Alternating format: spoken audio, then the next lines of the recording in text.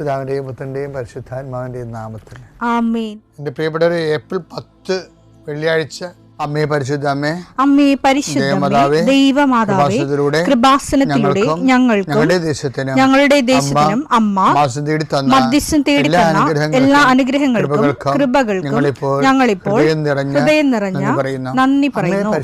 അമ്മേ പരിശുദ്ധമേ, ദൈവമാതാവേ, 2004 ഡിസംബർ 7 ഉച്ചകഴിഞ്ഞ് 2:30 കൃപാസനത്തിൽ സംഭവിച്ച അമ്മയുടെ പ്രത്യക്ഷപ്പെടലിനെ കുറിച്ച് സമർപ്പിച്ചിരിക്കുന്ന പഠനരേഖകളുടെ മേൽ സഭാത്മകമായ പഠനം ആരംഭിക്കുവാൻ ഞങ്ങൾ പ്രാർത്ഥിക്കുന്നു. അമ്മേ പരിശുദ്ധമേ, ഭൂസ്വർലോകങ്ങളുടെ രാജ്ഞിയായ അങ്ങേയ്ക്ക് ഭൗമസംരക്ഷണത്തിനായി പ്രപഞ്ചപ്രകൃതിയെ തന്നെ തിരുസഭ പ്രതിഷ്ഠിക്കുവാൻ ഈ പ്രത്യക്ഷീകരണം വഴി ഇടയാക്കണമേ. പരിശുദ്ധമേ, ജപമാല മാതാവേ, സകല കൃപാസനം പ്രാർത്ഥനയോടും ചേർത്ത് ഞങ്ങളിപ്പോൾ പ്രാർത്ഥിക്കുന്ന ഈ കുടുംബത്തിന്റെ പ്രത്യേക നിയോഗം പറ മക്കളെ.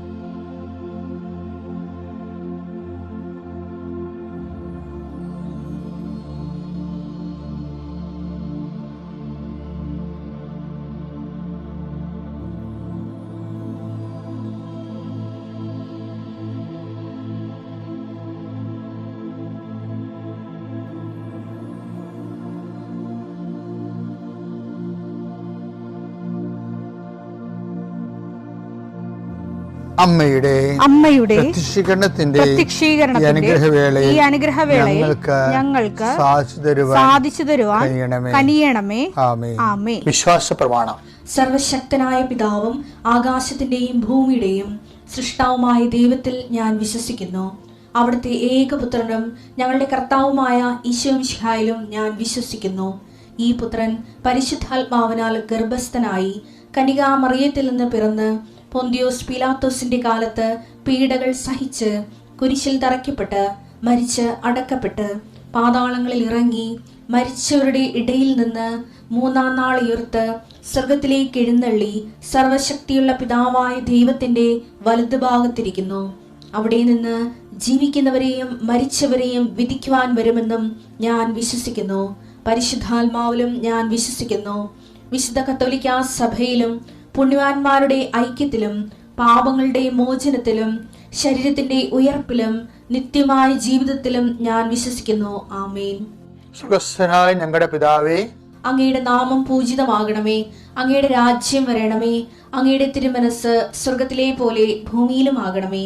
അന്നു വേണ്ടുന്ന ആഹാരം ഇന്ന് ഞങ്ങൾക്ക് തരണമേ. ഞങ്ങളോട് തെറ്റ് ചെയ്യുന്നവരോട് ഞങ്ങൾ ക്ഷമിക്കുന്നത് പോലെ ഞങ്ങളുടെ തെറ്റുകൾ ഞങ്ങളോടും ക്ഷമിക്കണമേ. ഞങ്ങളെ പ്രലോഭനത്തിൽ ഉൾപ്പെടുത്തരുതേ, തിന്മയിൽ ഞങ്ങൾ രക്ഷിക്കണമേ. ആമേൻ. നന്മ നിറഞ്ഞ മറിയമേ, സ്വസ്തി. കർത്താവ് അങ്ങയുടെ കൂടെ സ്ത്രീകളിൽ അങ്ങ് അനുഗ്രഹിക്കപ്പെട്ടവളാകുന്നു. അങ്ങയുടെ ഉദരത്തിൻ ഫലമായി ഈശോ അനുഗ്രഹിക്കപ്പെട്ടവനാകുന്നു. പരിശുദ്ധ മറിയമേ, തമ്പുരാന്റെ അമ്മേ, പാപികളായ ഞങ്ങൾക്ക് വേണ്ടി ഇപ്പോഴും ഞങ്ങളുടെ മരണസമയത്തും തമ്പുരാനോട് അപേക്ഷിക്കണമേ. ആമേൻ. കർത്താവേ, നിന്റെ ഉന്നതമായ നാമത്തിന് സ്തോത്രം ചെയ്യും. കർത്താവേ, നിന്റെ വിശുദ്ധ പൗരോഹിത്യത്തെ മഹത്വപ്പെടുത്തണമേ. കർത്താവെ, സഭയിലുള്ള സാന്നിധ്യം പ്രകടമാക്കണമേ. 40 വർഷം ഞാൻ അർപ്പിച്ച കൃപാന്റെ യുഗതിയാണ്. കൃപാസ്ഥാനത്താറെ ജീവനോടെ പ്രത്യക്ഷപ്പെട്ട മാതാവിന്റെ മാധ്യസ്ഥ ഇന്ന് അങ്ങയുടെ മക്കളെ പ്രാർത്ഥന കൂടുന്ന എല്ലാ മക്കൾക്ക് വേണ്ടി പ്രാർത്ഥിക്കുകയാണ്. കർത്താവെ, മനസ്സ് വേദനിക്കുന്ന എല്ലാ വിഷയങ്ങളും, അവരുടെ മനസ്സ് വേദനിപ്പിക്കുന്ന എല്ലാ വ്യക്തികളും ഇപ്പോഴും ഈശോയുടെ നാമം നിർവീര്യമാകട്ടെ. കർത്താവെ, മനസ്സ് വിഷമിപ്പിക്കുന്ന സാഹചര്യങ്ങൾ, ചെയ്തെടുക്കേണ്ട ഉത്തരവാദിത്തങ്ങൾ, മറ്റുള്ളവർ നമ്മളെ പഴി പറയാൻ സാധ്യതയുള്ള എല്ലാ വിഷയത്തിൻ്റെ മേലും കർത്താവിൻ്റെ കരുണ ചൊരിയുകയും നിങ്ങളെ കർത്താവ് ഇന്ന് നിലനിർത്തി തരികയും ചെയ്യട്ടെ. നിങ്ങൾ പോകുന്ന വഴികൾ, കണ്ടുമുട്ടുന്ന വ്യക്തികൾ, ചെയ്യുന്ന കാര്യങ്ങൾ, യാത്ര ചെയ്യുന്ന വാഹനങ്ങൾ, ഒപ്പിടുന്ന പേപ്പറുകൾ, കൈമാറുന്ന രേഖകൾ, കഴിക്കുന്ന മരുന്ന് എല്ലാം മാതാവിൻ്റെ മധ്യസ്ഥതയിൽ യേശുനാമത്തിൽ അനുഗ്രഹിക്കപ്പെടുകയും നീ ദൈവത്തെ അനുഭവിക്കാൻ ഇന്ന് നിന്നെ സഹായിക്കുകയും ചെയ്യട്ടെ. നിത്യം പിതാവും പുത്രനും പരിശുദ്ധാത്മാശ്രേഷ്ഠ നീക്കുവാണ്. എൻ്റെ പ്രിയപ്പെട്ടവരെ, നമ്മളിതിൽ ന്യായസ്ഥാനത്തെക്കുറിച്ചാണ് ഇപ്പം ചിന്തിക്കണത്. കാര്യം സഭയിലേക്ക് ജനങ്ങൾ ന്യായസ്ഥാനപ്പെടുന്ന ഒരു ടൈമാണിത്. എന്താണ്, ശനിയാഴ്ച പെസഹ ജാഗ്രതയല്ലേ, ന്യായസ്ഥാന വെള്ളം നമ്മൾ ആശീർവദിച്ച് വെക്കുകയും. ഞങ്ങൾ സിംഗപ്പൂർ ധ്യാനിപ്പിക്കാൻ ചെന്നപ്പോൾ അവിടുത്തെ അച്ഛൻ ഞങ്ങളോട് പറഞ്ഞു, സിംഗപ്പൂർ 3200ഓളം മനുഷ്യർ, ചൈനക്കാർ ഉൾപ്പെടെ ഉള്ളവർ വേദപാഠം പഠിച്ചുകൊണ്ടിരിക്കുകയാണ് 1 കൊല്ലമായിട്ട്. അപ്പോൾ അവർ ഈ പെസഹയ്ക്ക് ജ്ഞാനസ്ഥാനപ്പെട്ട് കാണും. അപ്പം ലോകം മുഴുവൻ ഇങ്ങനെ ഒരു 1,100,42,00,000 ആയില്ലേ ഇപ്പം കത്തോലിക്കർ. ഇപ്പോഴാണ് ആ കണക്ക് വിട്ടിരിക്കുന്നത്. അപ്പം എൻ്റെ വിഷയം എന്ന് പറയുന്നത്, ഇപ്പം 20,000 പേരോളം ഫ്രാൻസിൽ ഈ ദിവസങ്ങൾ ജ്ഞാനസ്ഥാനപ്പെട്ടു. പല രാജ്യങ്ങളും അങ്ങനെ നടക്കുന്നുണ്ട്, കർത്താവിൻ്റെ വിശ്വസിച്ചുകൊണ്ട് നിത്യജീവൻ പ്രാപിക്കുന്നത്. ഇപ്പം സഭയോട് നമ്മൾ ചോദിക്കുമ്പോൾ, നമ്മൾ ജ്ഞാനസ്ഥാന വ്രതം നവീകരിക്കത്തില്ലേ, അപ്പോഴും പെസഹ ജാഗരത്തിൽ ഒരു ചോദ്യം ചോദിക്കും. ജ്ഞാനസ്ഥാന വ്രതം ആശീർവദിക്കണ ഇടയ്ക്ക് എന്താ ചോദിക്കണത്? നിങ്ങൾ പിശാചിനെ ഉപേക്ഷിക്കുന്നു എന്ന് ചോദിക്കത്തില്ല. അവർ ഉപേക്ഷിക്കുന്നു എന്ന് പറയും. പിന്നെ അച്ഛൻ ചോദിക്കുന്ന അവൻ്റെ ആർഭാടങ്ങൾ ഉപേക്ഷിക്കുന്നു എന്ന് ചോദിക്കും. അപ്പോൾ ആർഭാടം എന്താണെന്ന് ആൾക്കാർക്കറിയത്തില്ലേ? ഈ അച്ഛനെ അറിയാമെന്നറിയത്തില്ല. അപ്പോൾ ആർഭാടങ്ങൾ ഉപയോഗിക്കുന്നത്. അപ്പോൾ ആൾക്കാർ രാത്രിയാണ് സംഭവിക്കണത്. ഈ ചോദ്യങ്ങളൊക്കെ പറയാം. അപ്പം കുറച്ചുപേർ ഉറക്കമായിരിക്കും. എന്തായാലും അവർക്കൊരു പിടിയും കിട്ടത്തില്ല. എന്തായാലും പറയും ആർഭാടം ഉപേക്ഷിക്കണമെന്ന് പറയും. ഈ 90% ആൾക്കാർ പിശാചിൻ്റെ ആർഭാടം എന്താണെന്ന് അറിയത്തില്ല. ഉപേക്ഷിക്കണമെന്ന് വെറുതെ പറയണതാണ്. എന്താണ് ഉപേക്ഷിക്കണമെന്ന് അറിയാൻ പാടില്ലാതെ ഉപേക്ഷിക്കും. എന്താ ശരിക്കും പറഞ്ഞാൽ lure of sin, do you deny the lure of sin, LURE, lure of sin എന്ന് വെച്ചാൽ പാപത്തിൻ്റെ പ്രലോഭനങ്ങളെ നിങ്ങൾ ഉപേക്ഷിക്കുന്നുവെന്നാണ്. പാപത്തെ ഉപേക്ഷിക്കുന്നു മാത്രമല്ല, പാപത്തിൻ്റെ പ്രലോഭനങ്ങൾ വെച്ചാൽ പാപം. ഇപ്പോൾ ഒരുത്തൻ വെള്ളം അടിച്ചു, വെള്ളം അടിക്കണമല്ല പ്രശ്നം, അതിനുശേഷം അവൻ കിൻഡായിട്ട് നടക്കും. എൻ്റെ ആർഭാടം അതാണല്ലേ. അപ്പം ഈ ആർഭാടത്തിൽ വേറൊരു സാധനമുണ്ട്. ചില ആൾക്കാർ വെള്ളം അടിച്ച് വീട്ടിൽ വരുന്നത് എന്താ അറിയാവുക? അതുകൊണ്ട് കുറച്ച് സേഫായിട്ടുള്ള കാര്യങ്ങൾ നടക്കും. എന്ന് പറഞ്ഞാൽ ഭാര്യ ആവശ്യമില്ലാത്ത കാര്യങ്ങളൊക്കെ സംസാരിക്കത്തില്ല, മക്കൾ സംസാരിക്കത്തില്ല. അപ്പന് വെള്ളമാണെന്ന് പറയും. അപ്പം അത് കേൾക്കണുണ്ടേ. എന്ന് വെച്ച് കഴിഞ്ഞാൽ ആവശ്യമില്ലാത്ത കാര്യങ്ങൾ സംസാരിച്ചിട്ട് ചെല്ലത്തില്ല. അതിൻ്റെ സുഖമുണ്ട് ശരിക്കും പറഞ്ഞാൽ. ചുമ്മാ 2 വീശി അവിടെ ഇരുന്നാൽ മതി. അതാണ് ആർഭാടം എന്ന് പറയേണ്ട കാര്യം. പാപത്തിന് ഇതുപോലെ പാപത്തിന് അതിൻ്റെ ആർഭാടങ്ങളുണ്ട്. അത് നമുക്ക് തരുന്ന സന്തോഷങ്ങളാണ്. ഇപ്പം എന്തുകൊണ്ടാണ് ഇപ്പം നിങ്ങൾ ചിലർ 8ാം ക്ലാസ്സിലെ പിള്ളേർ വരെ, ഞാൻ കഴിഞ്ഞ ദിവസം പറഞ്ഞില്ലേ, ഇത് ലിപ്സ്റ്റിക് തേച്ചതിൻ്റെ കുർബാന സ്വീകരിക്കാൻ വരും.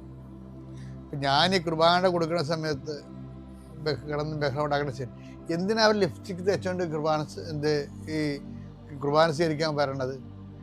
കുർബാനയെ വരെ ലിപ്സ്റ്റിക് ചുവപ്പും നിറവായിരിക്കും.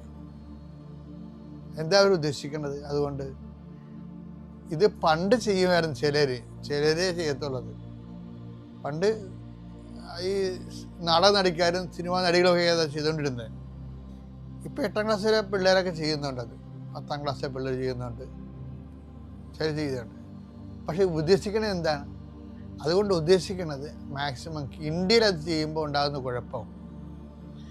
ഇപ്പം മദാമ്മ അത് ചെയ്തുകൊണ്ട്, ഇപ്പം വെള്ളക്കാരത് ചെയ്തുകൊണ്ട് നമുക്കത് കുറ്റം പറയാൻ പറ്റുകയില്ല. ഞാൻ ചെന്ന രാജ്യങ്ങളിലെല്ലാം അവർ ചെയ്യുന്നുണ്ട്.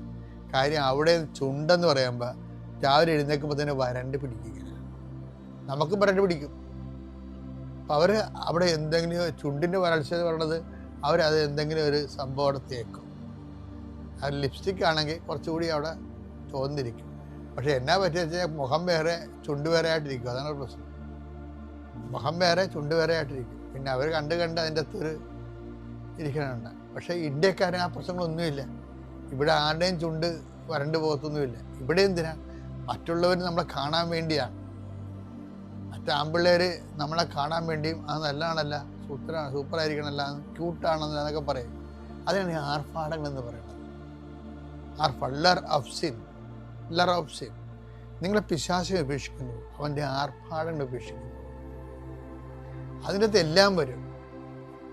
നമ്മുടെ ബോഡി പാർട്ടുകൾ മറ്റുള്ളവർക്ക് കാണുന്ന രീതിയിൽ, എന്നിട്ട് നമ്മൾ അതിലൂടെ അവരുടെ ആകർഷണം നമ്മൾ വാങ്ങിച്ചെടുക്കുന്നതിലൂടെ ഉണ്ടാകുന്നതെല്ലാം പാപത്തിൻ്റെ ആർഭാടങ്ങളാണിതെല്ലാം. ഇതെല്ലാം ഉപേക്ഷിച്ചിട്ടാണ് നമ്മൾ ക്രിസ്തുവിനെ സ്വീകരിക്കുന്നത്. ഇതെല്ലാം ഉപേക്ഷിച്ച് നമ്മൾ ക്രിസ്തുവിനെ സ്വീകരിക്കും. ഇതുപോലെ തന്നെ ഒരു വിഷയമാണ് വിശ്വാസത്തിനും ആർഭാടങ്ങളുണ്ടാകും. വിശ്വാസത്തിൻ്റെ ആർഭാടം എന്ന് പറയുന്നത് ഞാൻ ഇന്നലെ പറഞ്ഞതാണ്. വിശ്വാസത്തിൻ്റെ ആർഭാടം എന്ന് പറഞ്ഞാൽ എൻ്റെ ഭൗതിക സാഹചര്യവും ആത്മവിശ്വാസം ജനിപ്പിക്കുന്ന ഭൗതിക സാഹചര്യമാണ് വിശ്വാസത്തിൻ്റെ ആർഭാടം. ഇപ്പം ഉദാഹരണത്തിന് വിശ്വാസത്തിൻ്റെ ആർഭാടം ദൈവം ചിലപ്പോൾ എടുത്തു മാറ്റും. നല്ല കറക്റ്റ് വിശ്വാസം വർക്കൗട്ട് ചെയ്യാൻ വേണ്ടി വിശ്വാസത്തിൻ്റെ ആർഭാടം എടുത്തു മാറ്റും, ഭൗതിക സാഹചര്യം എടുത്തു മാറ്റും. ഇപ്പം പത്രോസ് ദേവാലയത്തിൽ പോകത്തില്ലേ, അതാ വിശ്വാസം അനാർഭാടമായിട്ടാണ് പോണത്. ദേവാലയത്തിൽ വിശ്വാസമുണ്ട്, ആ വിശ്വാസത്തിന് ആർഭാടമില്ലാതെയാണ് പത്രോസ് കയറി പോണത്. പ്രവർത്തനം 3:6.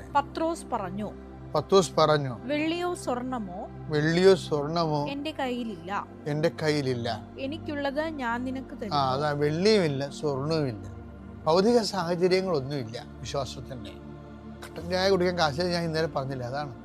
പക്ഷേ തനി വിശ്വാസം വർക്ക് ചെയ്യണത് not by merit but by grace എന്ന് പറഞ്ഞ പോലെ. പണ്ടിത് പഠിപ്പിച്ച ഇയാളാ ഈ പത്രോസിനെ കർത്താവ് ഒരു മീൻ കരുനന്തനില്ലാത്ത കടലിൽ വലയെറിയാൻ പഠിപ്പിച്ചപ്പോഴും പത്രോസ് ഇത് പറഞ്ഞു, എൻ്റെ കയ്യിൽ ഈ കടലിൽ മീനില്ല, ഈ കടലിൽ കരുനന്തം പോലും ഇല്ല.